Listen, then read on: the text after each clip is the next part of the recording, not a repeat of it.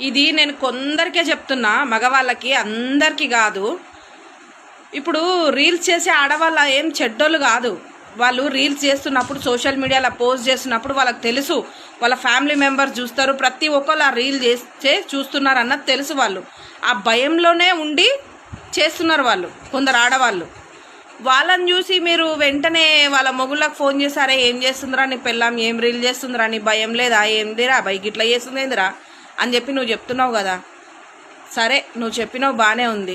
వాళ్ళు reel post చేసేటప్పుడు social మీడియాలో ఏం చేస్తున్నామో 1000 మంది 1,00,00,000 మంది చూస్తారు. అది వాళ్ళకి చాలా భయం ఉంటుంది.